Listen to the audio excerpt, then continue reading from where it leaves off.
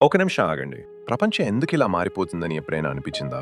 2000 సంవత్సరాలుగా లేని టెక్నాలజీ గత 50 సంవత్సరాల్లోనే ఎందుకింత వేగంగా పెరిగిపోయింది? భూకంపాలు, ఎక్కడ చూసినా యుద్ధాలు, మానవత్వం తగ్గిపోతుంది. రోజు ఏదో ఒక కొత్త భయం.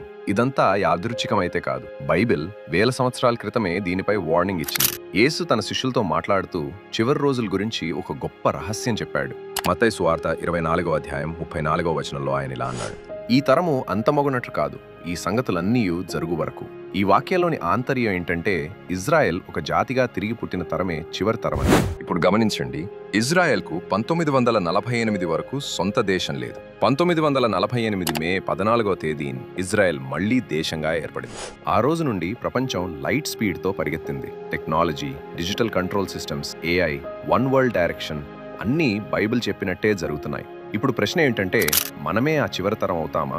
అంటే బైబిల్ అవుననే అంటుంది. చరిత్రలో ఎన్నడూ లేని వేగంతో ప్రపంచం చివరి అధ్యాయానికి పరుగులు పెడుతుంది. ప్రతి ప్రొఫెసీ ఒకదాని తర్వాత ఒకటి నెరవేరుతూ ఉన్నాయి. గడియారం చివరి నిమిషాల వద్దుంది. ఇది భయపెట్టడానికి చెప్పడం లేదు, మిమ్మల్ని మేల్కొల్పడానికి మాత్రమే చెప్తున్నాం. ఎందుకంటే దేవుడు ఆలస్యం చేయడు. ప్రతి మనిషి రక్షింపబడాలనే ఆయన కోరుతున్నాడు. అందుకే యేసు చెప్తున్నాడు, ఇదిగో నేను త్వరగా వచ్చుచున్నాను. ఇప్పుడు మీకు ప్రశ్న, మీరు సిద్ధంగా ఉన్నారా? మీ హృదయం దేవుని వైపు తిరిగిందా? కమెంట్ చేయండి. ఈ మెసేజ్ను మీ ఫ్రెండ్స్ అండ్ ఫ్యామిలీ మెంబర్స్కి షేర్ చేయండి.